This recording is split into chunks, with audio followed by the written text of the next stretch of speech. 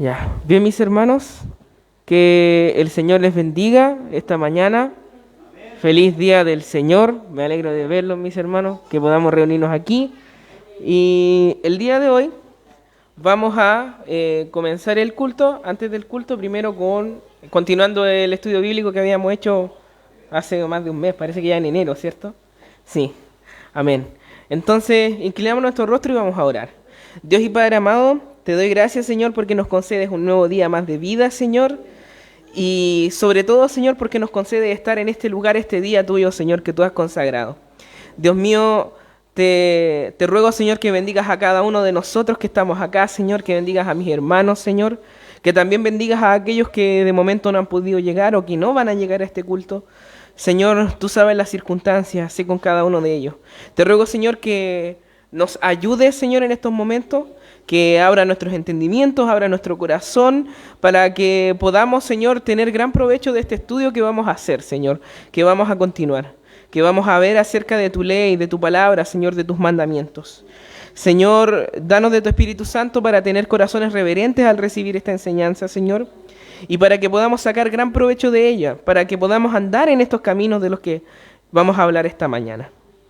Para ti sea toda la gloria y toda la honra, esperando, Señor, que tú te goces con lo que vamos a hacer esta mañana. En el nombre de Jesús, amén y amén. Pueden tomar asiento, mis hermanos. Amén. Bien, mis queridos hermanos, entonces hoy, esta mañana, ¿cierto? Bien breve, vamos a continuar con el estudio que comenzamos acerca de los 10 mandamientos, ¿ya? Pero vamos a hacer un pequeño recordatorio, ¿cierto? Así bien breve, abuelo de pájaro, de lo que se vio en la ocasión pasada, ¿cierto? Hoy, como la ocasión anterior, seguimos con una introducción a lo que es el decálogo. Dijimos que iban a ser 2 clases introductorias. La semana pasada, ¿cierto? Vimos en primer lugar, la ocasión pasada, el tema se dividió en 3 partes. En primer lugar, hablamos acerca de qué es el decálogo, ¿cierto? En segundo lugar, nosotros vimos por qué era relevante estudiar el decálogo, ¿cierto? O los 10 mandamientos. Y en tercer lugar, nosotros vimos lo que son los 3 usos del decálogo o los 3 usos de la ley. Entonces, bien rápido, pregunta introductoria, ¿qué es el decálogo? Se conoce el decálogo como el decálogo a los 10 mandamientos, los cuales Dios dio a la nación de Israel en el monte de Sinaí. Eso nosotros lo podemos ver en Éxodo, ¿cierto? La palabra decálogo significa 10 palabras, literalmente, deca 10 y logo palabras. Es decir, son 10 enseñanzas, palabras, consejos, o sea, decretos divinos de un rey, ¿cierto? Que Dios ha mandado al pueblo de su pacto o al pueblo con el que Él ha hecho una alianza. El pueblo que está en comunión con Él, el pueblo que Él ha redimido. Estos constituyen la ley moral de Dios y los encontramos en Éxodo 20, versículos del 2 al 20 y Deuteronomio capítulo 5, versículos 6 al 21. Ahí nosotros vamos a encontrar, ¿cierto?, los 10 mandamientos. Y cuando decimos que se trata de la ley moral, nosotros recordamos que se refería a que esto nos enseñan el carácter de Dios. Nos enseñan el carácter de Dios, sus atributos, nos enseñan lo que para Dios es lo bueno y lo que es lo malo. Y toda la moralidad que nosotros podamos tener se desprende de estos 10 mandamientos. Los 10 mandamientos se componen de 10 leyes específicas, ¿cierto? Y aquí hablamos sobre la división del decálogo, cuando hablamos de 2 tablas, ¿cierto? Como en esta imagen, 2 tablas, ¿cierto? Se componen de 10 leyes específicas. Las primeras 4 relacionadas con la relación del hombre con Dios, ¿cierto? Los primeros 4 mandamientos. Y las últimas 6 relacionadas con la relación del hombre con sus semejantes. Nuestro Señor Jesucristo resume de esta forma los 10 mandamientos y ahí están los textos citados. Yo después les voy a compartir por interno, por WhatsApp, ¿cierto?, las diapositivas que nosotros acabamos de ver. ¿Ya? ¿Por qué estudiarlo? Dijimos en esa ocasión, lo estudiamos porque Dios nos predestinó a andar en buenas obras. Eso nosotros lo leemos en Efesios capítulo 2, versículo 10. Él nos predestinó a andar en buenas obras que Él preparó de antemano para que anduviésemos en ellas, ¿cierto? ¿Y dónde nosotros encontramos esas buenas obras? O ese camino que fue preparado de antemano para nosotros, lo encontramos en los 10 mandamientos. En segundo lugar, seguir sus mandamientos es la manifestación de nuestro amor a Él. ¿Cierto? Eso es lo que nos dice Jesucristo en Juan 14, versículo 15. Si me amáis, entonces guardad mis mandamientos. En tercer lugar, porque su ley sigue vigente. Mateo 5, versículos 17 al 18, dice nuestro Señor Jesucristo, porque no he venido para abrogar la ley, sino para cumplirla. Que el Señor le bendiga. En cuarto lugar, es su pacto escribir su ley en nuestros corazones, ¿cierto? Y en quinto lugar, la ley es nuestra guía a Cristo. Como dice Pablo en Gálatas 3:24, porque la ley de Jehová es nuestro aye que nos lleva a Cristo. ¿Cierto? Y vimos también los tres usos de la ley. Hablábamos que la ley tenía tres usos. ¿Cómo se usan los 10 mandamientos? Vimos en primer lugar que hay un uso civil de la ley. ¿Este uso civil en qué consistía? El uso civil consiste en que la ley es el medio a través del cual Dios frena el pecado de su pueblo, ¿cierto? En otras palabras, presenta las sanciones a un pueblo para que la maldad no abunde en medio de ese pueblo. Esa es una de las razones por la que Dios entregó la ley, ¿cierto? Como nosotros lo vemos en nuestra cotidianidad. La ley tiene ese uso, ¿cierto? Si no hubiesen leyes, ¿cierto? Entonces cada uno andaría conforme a como quiere y si no se sanciona, a sí mismo. Entonces la ley frena el pecado. Tiene un uso civil. En segundo lugar, vimos que hay un uso pedagógico de la ley.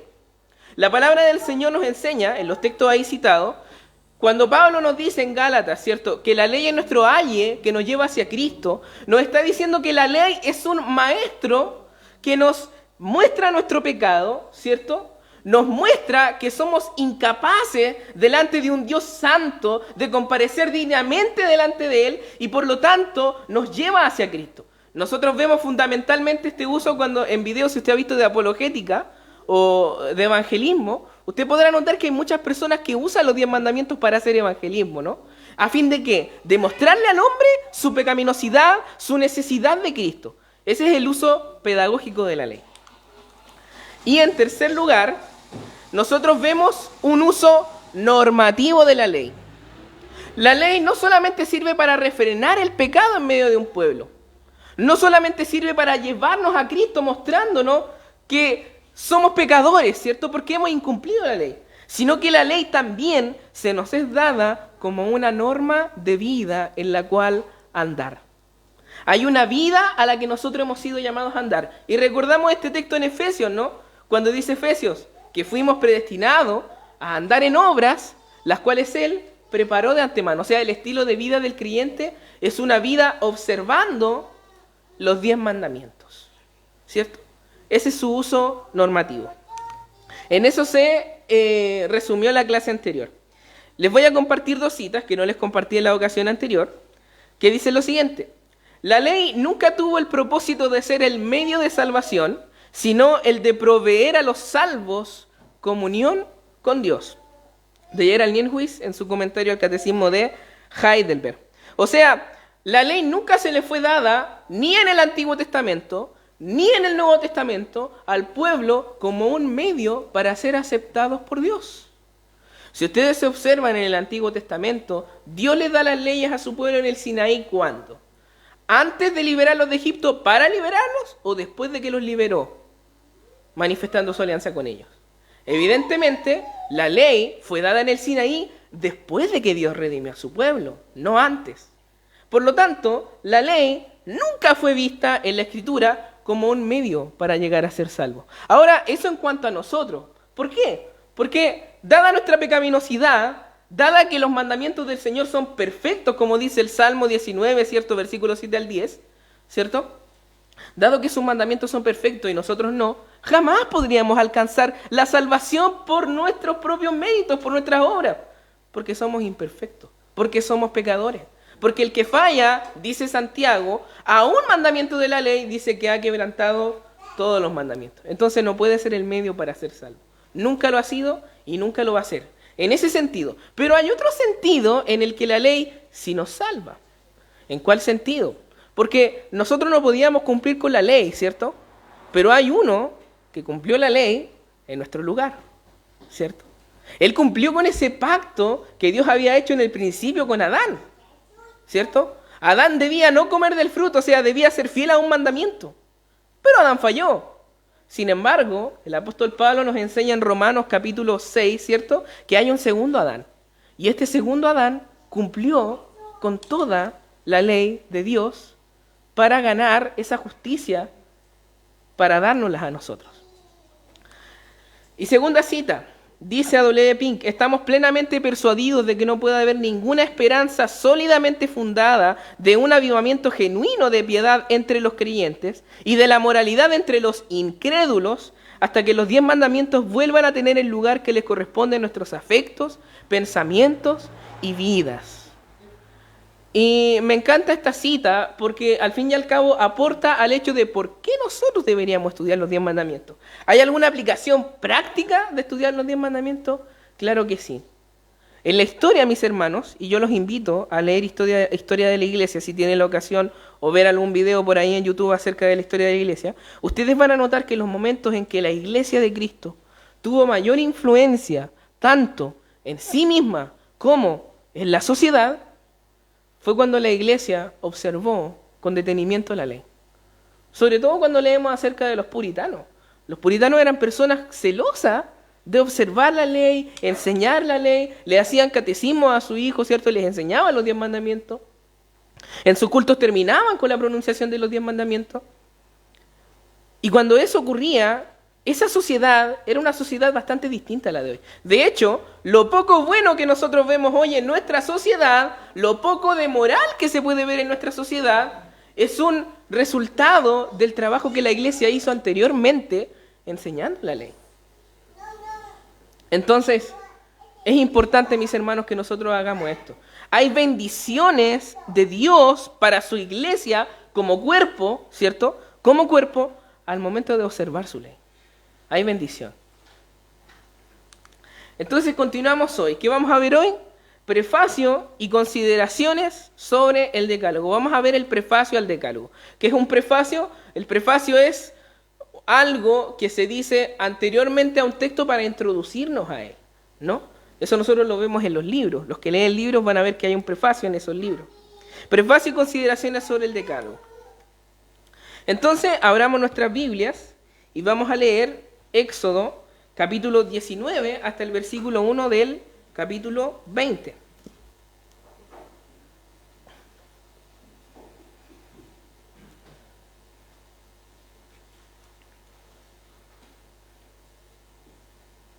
Éxodo 19, completo, y el versículo 1 del capítulo 20.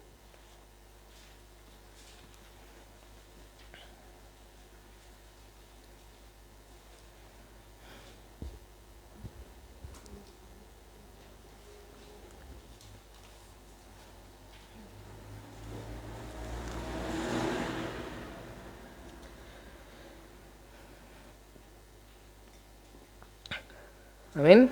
Si lo hemos encontrado, entonces lo leemos. Dice: en el mes tercero de la salida de los hijos de Israel de la tierra de Egipto, en el mismo día llegaron al desierto de Sinaí. Habían salido de Refidim y llegaron al desierto de Sinaí y acamparon en el desierto. Y acampó allí Israel delante del monte. Y Moisés subió a Dios y Jehová lo llamó desde el monte diciendo: así dirás a la casa de Jacob y anunciarás a los hijos de Israel: vosotros visteis lo que hice a los egipcios, y cómo os tomé sobre alas de águilas, y os he traído a mí. Ahora pues, si diereis oído a mi voz, y guardareis mi pacto, vosotros seréis mi especial tesoro sobre todos los pueblos, porque mía es toda la tierra. Y vosotros me seréis un reino de sacerdotes y gente santa. Estas son las palabras que dirás a los hijos de Israel. Entonces vino Moisés y llamó a los ancianos del pueblo y expuso en presencia de ellos todas estas palabras que Jehová le había mandado. Y todo el pueblo respondió a una y dijeron: todo lo que Jehová ha dicho, haremos. Y Moisés refirió a Jehová las palabras del pueblo. Entonces Jehová dijo a Moisés: he aquí, yo vengo a ti en una nube espesa para que el pueblo oiga mientras yo hablo contigo y también para que te crean para siempre. Y Moisés refirió las palabras del pueblo a Jehová. Y Jehová dijo a Moisés: ve al pueblo y santifícalos hoy y mañana, y laven sus vestidos, y estén preparados para el día tercero, porque al tercer día Jehová descenderá a ojos de todo el pueblo sobre el monte Sinaí. Y señalarás término al pueblo en derredor, diciendo: guardaos, no subáis al monte, ni toquéis sus límites. Cualquiera que tocare el monte, de seguro morirá. No lo tocará mano, porque será apedreado o asaeteado, sea animal o hombre, no vivirá. Cuando suene largamente la bocina, subirán al monte. Y descendió Moisés del monte al pueblo, y santificó al pueblo, y lavaron sus vestidos. Y dijo al pueblo: estad preparados para el tercer día, no toquéis mujer. Aconteció que al tercer día, cuando vino la mañana, vinieron truenos y relámpagos, y espesa nube sobre el monte, y sonido de bocina muy fuerte, y se estremeció todo el pueblo que estaba en el campamento. Y Moisés sacó del campamento al pueblo para recibir a Dios, y se detuvieron al pie del monte.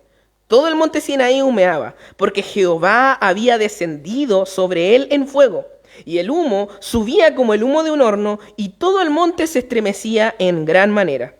El sonido de la bocina iba aumentando en extremo. Moisés hablaba, y Dios le respondía con voz tronante.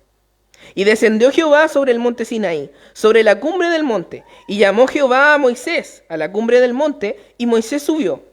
Y Jehová dijo a Moisés: desciende, ordena al pueblo que no traspase los límites para ver a Jehová, porque caerá multitud de ellos.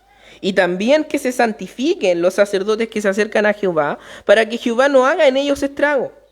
Moisés dijo a Jehová: el pueblo no podrá subir al monte Sinaí, porque tú nos has mandado diciendo: señala límites al monte y santifícalo. Y Jehová le dijo: ve, desciende y subirás tú y a Aarón contigo, mas los sacerdotes y el pueblo no traspasen el límite para subir a Jehová, no sea que haga en ellos estrago. Entonces Moisés descendió y se lo dijo al pueblo. Y habló Dios estas palabras diciendo, versículo 2: yo soy Jehová tu Dios, que te saqué de la tierra de Egipto, de casa de servidumbre. Entonces, mis hermanos, esto que nosotros acabamos de leer, ¿cierto?, es el prefacio a la ley, es lo que antecede a la ley. Y no es casualidad que Moisés, inspirado por el Espíritu Santo, haya registrado todo esto antes del pronunciamiento de la ley, de los 10 mandamientos. No es casualidad. Fíjense ustedes en esto, mis hermanos, porque Moisés perfectamente podría haber dicho: y sacó Jehová al pueblo de Israel de Egipto, y lo llevó al monte de Sinaí, y profirió sus mandamientos, y luego menciona los mandamientos, ¿cierto? Pero no hace eso Moisés. Moisés, inspirado por el Espíritu Santo, considera importante narrar estos acontecimientos que anteceden a la pronunciación de los 10 mandamientos. Y eso es lo que quiero que observemos muy rápidamente en este tiempito. Entonces, vamos a hacer 10 consideraciones acerca de lo que nosotros acabamos de leer, que nos enseña el prefacio sobre los 10 mandamientos. En primer lugar, nosotros vamos a ver su promulgación. El prefacio nos enseña la importancia de los 10 mandamientos para el pueblo de Dios. Cuando nosotros observamos su promulgación, ¿cierto?, en esta sección entre el versículo 10 y el 19 de Éxodo, nosotros vamos a anotar un par de cositas. En primer lugar, Dios prepara al pueblo de Israel, manda al pueblo de Israel a prepararse para recibir su ley, ¿cierto? Los manda a prepararse, los manda a consagrarse, a santificarse. Eso ya nos enseña algo, ¿no? Nos enseña de que tiene que haber una preparación previa del pueblo de Dios para oír la ley de Dios. Mis hermanos, cuando nosotros leemos las ordenanzas de Dios, sea cada domingo en la predicación, o sea que nosotros queramos hacer un devocional en nuestras casas, que los padres hagan un culto en sus casas, ¿cierto?, y enseñen a su familia, debe haber un momento previo de preparación, debe haber una disposición en el alma de las personas para acercarse a oír la voz de Dios. Porque es, y lo vemos evidente en este prefacio, porque es la misma voz de Dios hablando a su pueblo. Eso nosotros lo podemos notar, ¿cierto? Versículos 10 al 11 dice, Jehová dijo a Moisés, ve al pueblo y santifícalos hoy y mañana y laven sus vestidos y estén preparados. Esa es la palabra. Estén preparados para el día tercero, porque al tercer día Jehová descenderá a los ojos de todo el pueblo sobre el monte de Sinaí. En los versículos 12 y 13, ¿cierto?, nosotros leemos lo siguiente: y señalarás término al pueblo en derredor, diciendo, guardaos, no subáis al monte, ni toquéis sus límites. Cualquiera que tocare el monte, de seguro morirá. No lo tocará a mano, porque será apedreado o asaeteado. Sea animal o sea hombre, no vivirá. Cuando suene largamente la bocina, subirán al monte. ¿Qué nos enseña estos dos versículos acerca de la promulgación de la ley de Dios? No solo nos enseña que el pueblo debía santificarse, sino que también nos enseña que debe haber una actitud de reverencia ante el oír la ley de Dios. Ellos debían tomar con respeto este asunto. Ellos debían entender que hay una severidad de la ley de Dios. Hay una santidad de la ley de Dios. Eso nosotros lo podemos observar. Versículos hasta el 19 dice, y dijo al pueblo, y descendió Moisés del monte al pueblo y santificó al pueblo y lavaron sus vestidos. Y dijo al pueblo, estad preparados para el tercer día, no toquéis mujer. Aconteció que al tercer día, cuando vino la mañana, vinieron truenos y relámpagos y espesa nube sobre el monte, y sonido de bocina muy fuerte, y se estremeció todo el pueblo que estaba en el campamento. Y Moisés sacó del campamento al pueblo para recibir a Dios, y se detuvieron al pie del monte. Todo el monte de Sinaí humeaba, porque Jehová había descendido en él en fuego, y el humo subía como humo de horno, y todo el monte se estremecía en gran manera. El sonido de la bocina iba aumentando en extremo. Moisés hablaba y Dios le respondía con voz tronante. En esta porción también nosotros podemos notar no solo el hecho de que el pueblo debía prepararse y consagrarse para recibir la ley de Dios. No solo que Dios les estaba enseñando que esto era algo que requería reverencia, requería, mis hermanos, un temor santo delante de Él, un respeto. Sino que también esta porción nos enseña, por medio de todos estos acontecimientos, estos fenómenos, ¿cierto? Dios descendiendo como fuego, dice, ¿cierto? Como si un horno estuviera por encima del monte de Sinaí, con grandes sonidos de bocina. Nos da a entender, mis hermanos, la grandeza, nos da a entender lo solemne y lo terrible también de la ley de Dios. Mis hermanos, nos muestra la severidad de su ley. El pueblo de Israel debía entender esto, y de hecho lo entendió. Dios mismo, miren mis hermanos, nosotros sabemos que toda la palabra de Dios es inspirada, que es infalible, que es palabra de Dios, toda la Escritura. Pero nosotros vemos en la Escritura que Jehová pronuncia los mandatos que el Señor pronuncia, los pronuncia de su propia voz, estos mandatos. Estos mandamientos de la ley. Nosotros vemos muchos mandamientos en toda la Escritura, pero esto en especial, los 10 mandamientos, son pronunciados nada más y nada menos que por la misma voz de Dios al pueblo.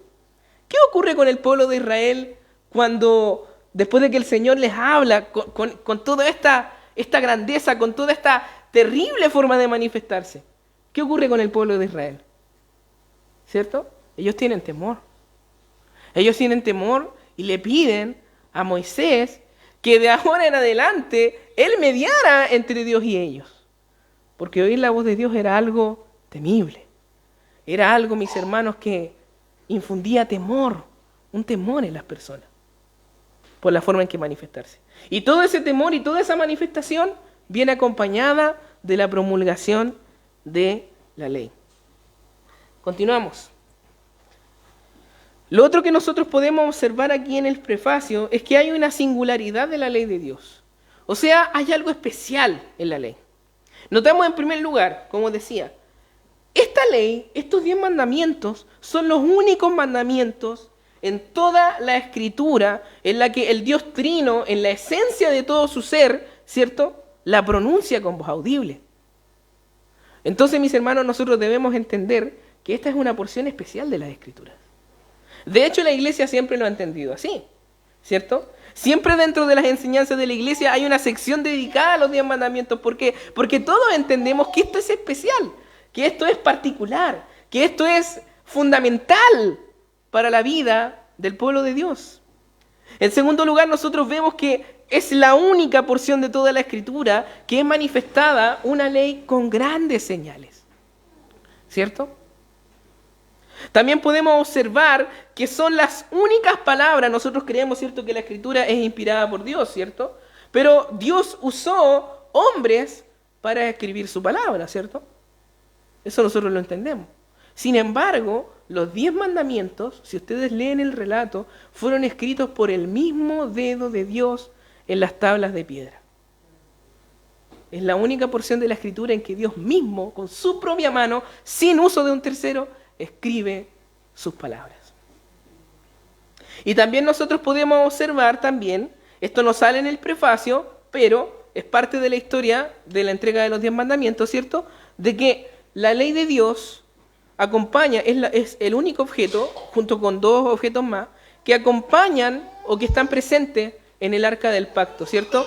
Nosotros entendemos que en el Antiguo Testamento hay un arca del pacto, que es un objeto, ¿cierto?, que el pueblo de Israel debía llevar, mover de un lugar a otro, y que era una representación visible de la presencia de Dios con ellos, ¿cierto?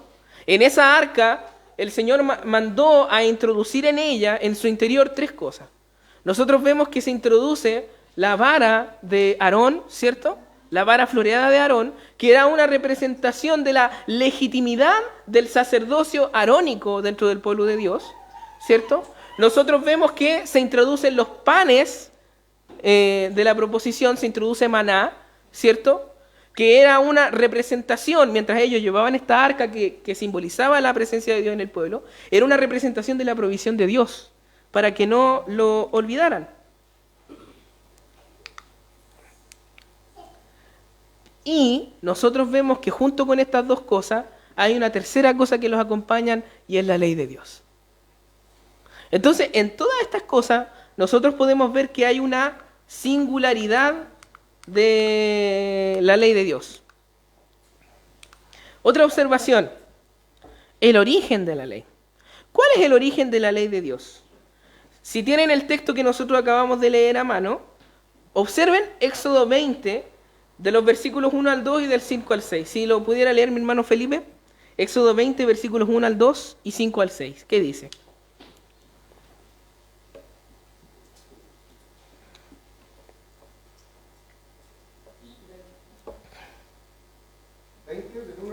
Y después del 5 al 6. Y habló Dios todas estas palabras, diciendo: Yo soy Jehová tu Dios, que te saqué de la tierra de Egipto, de casa de servidumbre. No te inclinarás a ellas, ni las honrarás, porque yo soy Jehová tu Dios, fuerte, celoso, que visito la maldad de los padres sobre los hijos hasta la 3ª y 4ª generación de los que me aborrecen. Y hago misericordia a millares, a los que me aman y guardan mis mandamientos. Entonces, ¿cuál es el origen de la ley de Dios? O sea, ¿por qué Dios libera a un pueblo, ¿cierto? Lo saca de la esclavitud, lo lleva hacia su monte santo y les pronuncia la ley. El origen de la ley es nada más y nada menos que el amor de Dios. Es el amor de Dios. Como decía, ¿cierto? Dice: yo soy Jehová vuestro Dios, yo saqué de la tierra de Egipto. En otras palabras, yo me compadecí de ustedes. Yo tuve amor por ustedes. Yo los liberé por mi amor. Y les presenta la ley. Después le dice: yo soy el que castiga el pecado de los hombres, ¿cierto? Hasta la 3ª y 4ª generación. Pero ¿qué dice también? Y hago misericordia a millares, a los que me aman y guardan mis mandamientos. Entonces nosotros podemos observar en la ley, y Jesús también lo dice esto también, que la ley está fundamentada en el amor. El amor es el origen de la ley.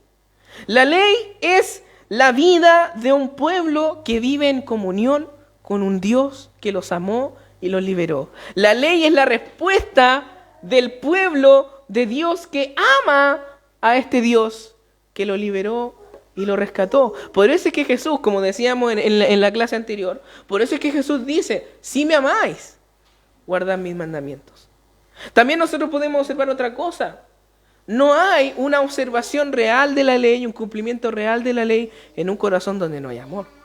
En un corazón donde no hay afectos dirigidos hacia Dios, no hay un cumplimiento de la ley. Entonces el origen de la ley es el amor. Otra cosa a considerar, la perpetuidad de la ley.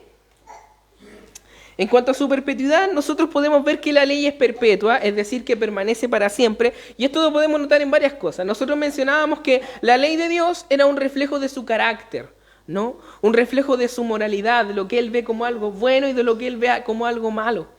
Y en ese sentido, nosotros sabemos que Dios es inmutable, ¿cierto? No cambia.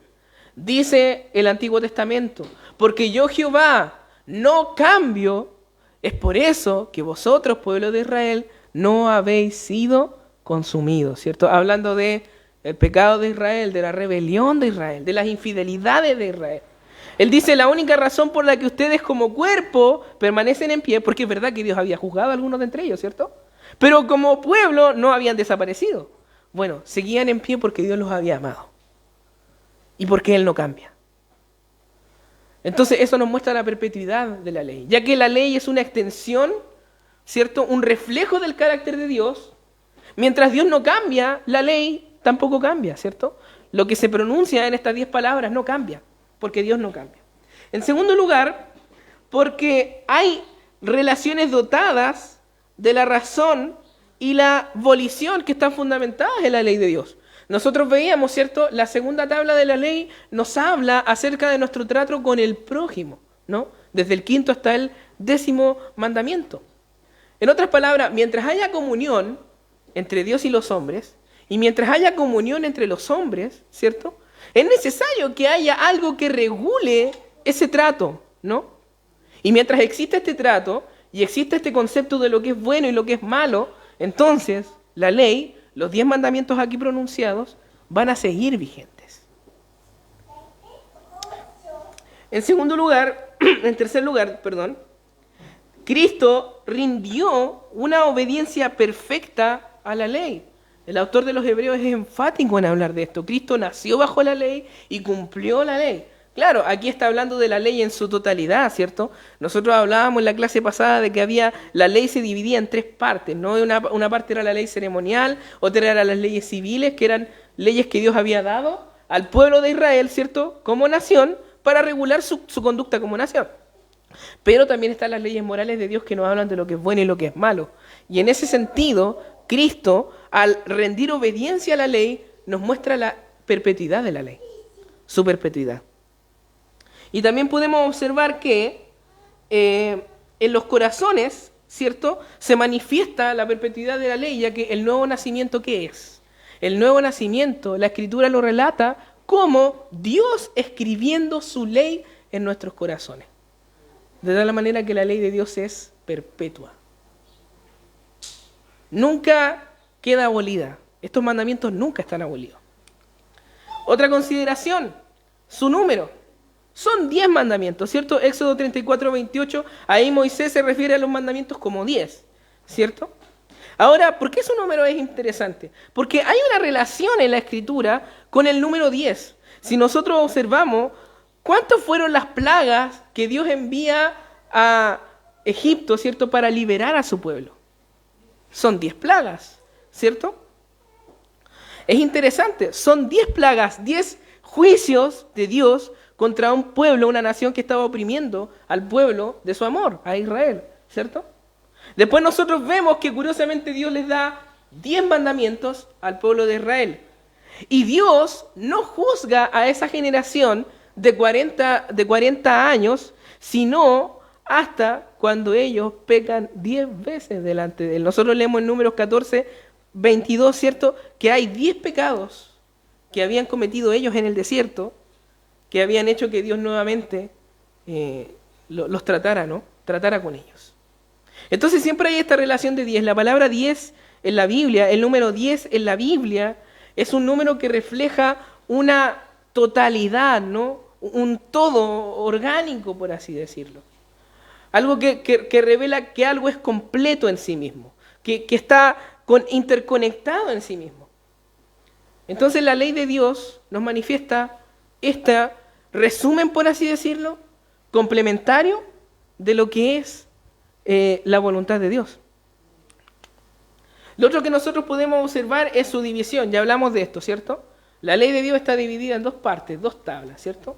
Los primeros 4 mandamientos nos hablan de nuestra relación con Dios, ¿cierto?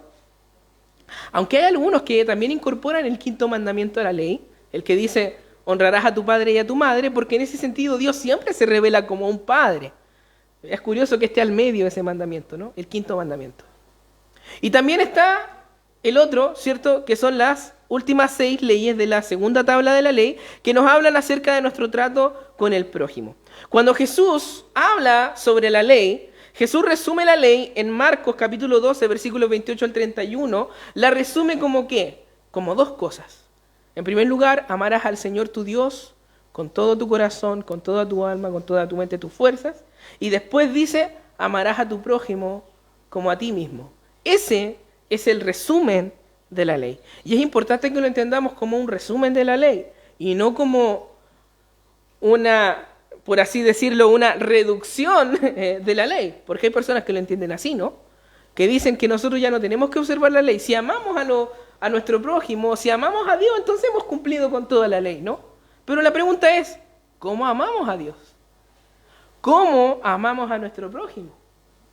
Entonces, en ese sentido, la ley nos presenta el fundamento para nosotros cumplir con estas 2 cosas, amar a Dios y amar a nuestro prójimo. Y también, si nosotros contemplamos lo que mencionamos recién, su número, ¿cierto? Su plenitud, su todo orgánico, nosotros debemos entender lo siguiente: no hay manera de amar a nuestro prójimo si nosotros no amamos a Dios. Y no hay manera de amar a Dios si no amamos a nuestro prójimo. ¿Cierto? Porque al fin y al cabo es el amor a Dios lo que nosotros nos lleva a observar sus mandamientos que nos hablan de nuestro trato hacia nuestro prójimo. Entonces la división en ese sentido nos aporta mucha información. En tercer lugar, nosotros podemos observar que hay una espiritualidad de la ley. La ley de Dios es espiritual. Y me gustaría leer estos textos para que nosotros podamos verlo. Misael, ¿puedes buscar Mateo 5, versículos 17 al 28?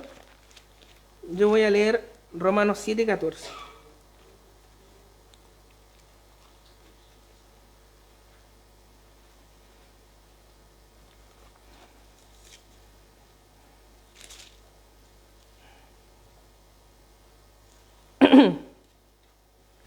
Romanos 7:14 nos dice lo siguiente: porque sabemos que la ley es espiritual, mas yo soy carnal, vendido al pecado, dice el apóstol Pablo.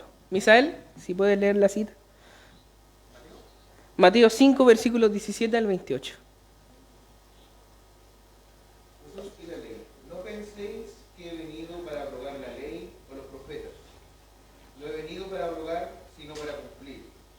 Porque de cierto os digo que hasta que pasen el cielo y la tierra, ni una jota, ni una tilde pasará de la ley hasta que todo se haya cumplido.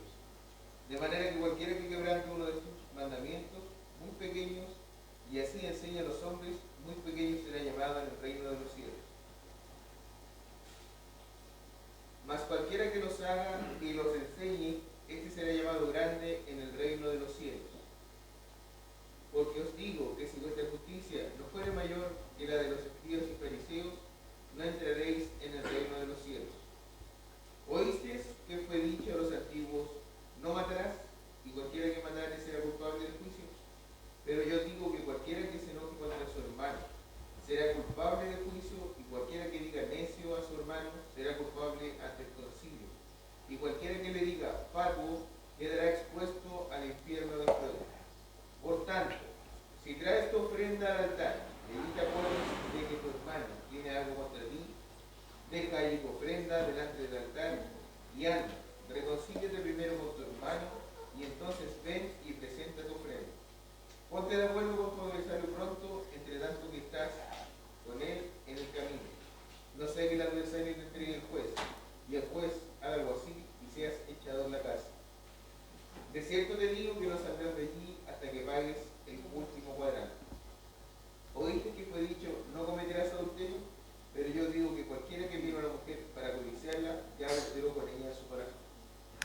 Bien, la espiritualidad de la ley. ¿Qué significa que la ley es espiritual? Bueno, lo primero que nosotros debemos contemplar es el hecho de que Dios se presenta a sí mismo como espíritu, ¿cierto? Dice la palabra de Dios, Dios es espíritu. Dios es espíritu. Y la ley dada por Dios es espiritual. ¿Qué significa que sea espiritual? Que la ley no es simplemente, no apunta simplemente a conductas externas, visibles, sino que la ley en sí misma es espiritual.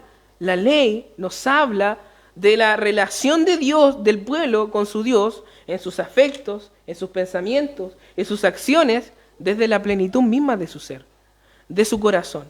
Y aquí nuestro Señor Jesucristo, muy distinto a como algunos mal enseñan hoy en día, ¿cierto? Jesús en esta porción que mi hermano Misael acaba de leer, Él no está dando nuevos mandamientos.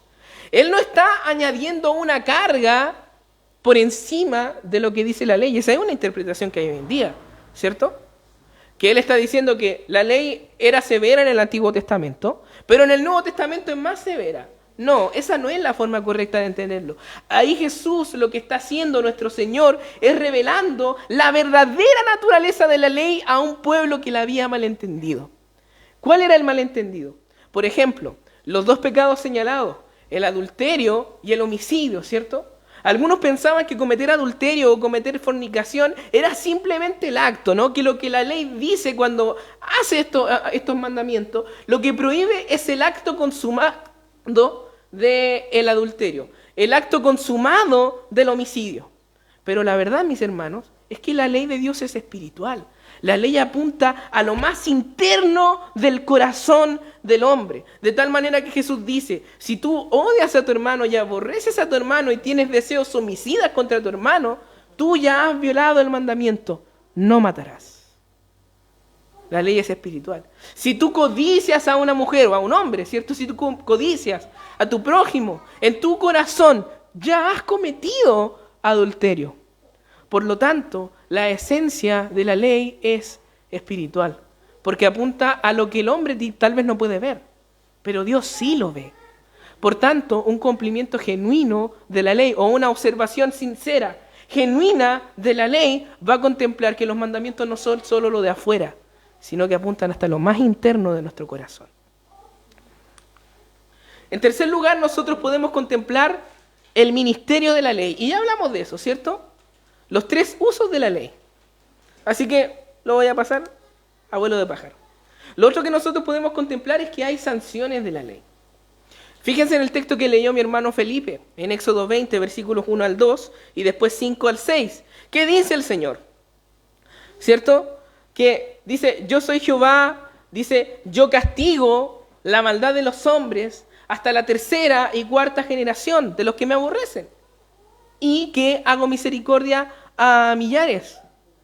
La ley, mis hermanos, contiene sanciones. La ley no solamente es un medio para que el pecado sea refrenado, no es un medio solamente para que nosotros tengamos un aye para ir a Cristo, no solo es un camino por el cual nosotros transitar en nuestra vida, ¿cierto? En comunión con el Señor, sino que también la ley, genuinamente, para el pueblo de Dios, para nosotros que le amamos, contiene sanciones que nos ayudan a observarla. Mis hermanos, es sano cuando nosotros entendemos, ¿cierto? No solo por amor al Señor que debemos cumplir la ley, sino que también es prudente saber que no cumplir con sus mandamientos tiene sus consecuencias. Las consecuencias son un medio que Dios usa también para nuestra formación. Muchas veces nosotros, mis hermanos, pecamos, y cuando pecamos violamos alguno de estos mandamientos, ¿cierto? Y muchas veces nosotros sufrimos las consecuencias de eso. No necesariamente la muerte esperándonos, la condenación. Muchas veces son cosas aquí en vida. Y Dios usa esas sanciones para disciplinarnos, para llevarnos a Él.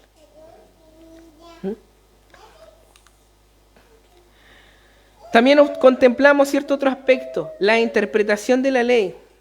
Salmo 119, versículo 96, se los leo.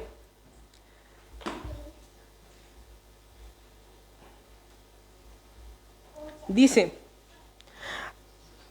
a toda perfección he visto fin, Amplio sobremanera es tu mandamiento. Amplio sobremanera es tu mandamiento. ¿Cómo nosotros es que debemos interpretar la ley? Yo ahí puse un escrito. La ley de Dios es la médula de toda ordenanza.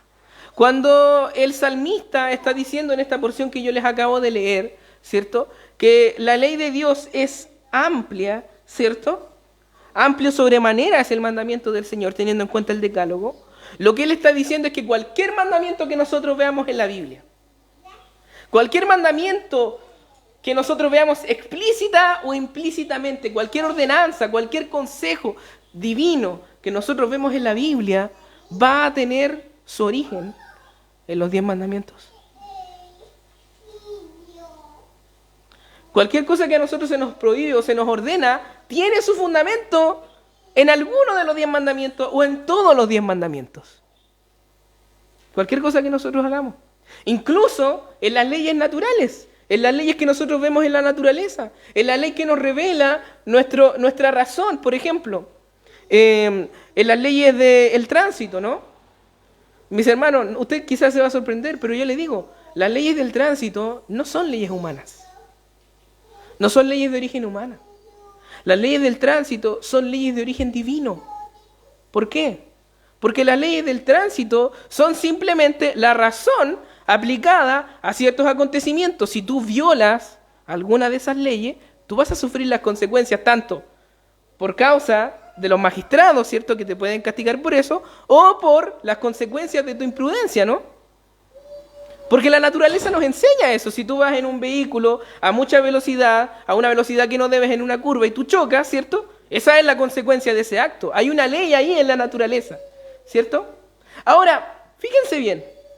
¿Las leyes del tránsito tienen su aplicación y su origen en los 10 mandamientos? Si tú no debes adelantar, por ejemplo, en una zona que tú no debes adelantar, ¿cierto? Y tú por hacerlo chocas con otra persona, ¿estás violando algún mandamiento de las Escrituras? ¿De alguno de los del Decálogo? No matarás, ¿no?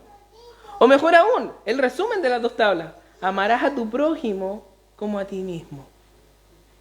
Entonces, si ustedes se dan cuenta, cualquier ley verdadera que tenga su origen en las cosas que Dios ha creado y revelado, en la creación, en la razón y en lo revelado en su palabra, toda, pero absolutamente toda ley legítima tiene su aplicación en los 10 mandamientos. Por lo tanto, los 10 mandamientos encierran todo el camino o la vida que Dios tiene para nosotros, mis hermanos. Eso es importante.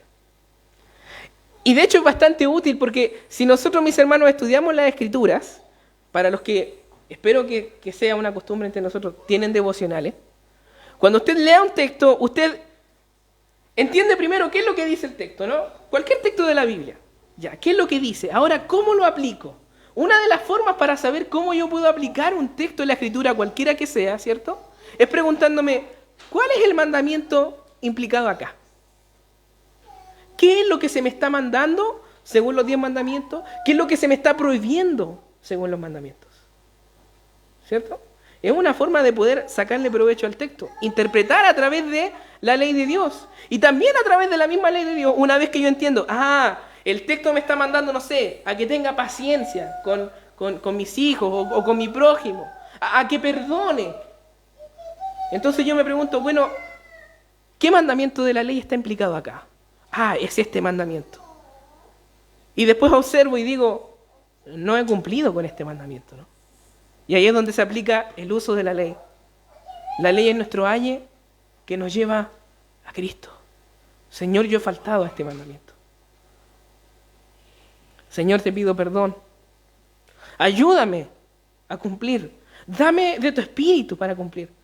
Si se fijan, si usamos la ley para interpretar y usamos los usos de la ley en nuestra vida, mis hermanos, son de un gran poder por medio del Espíritu Santo para formarnos en los caminos del Señor como Él quiere.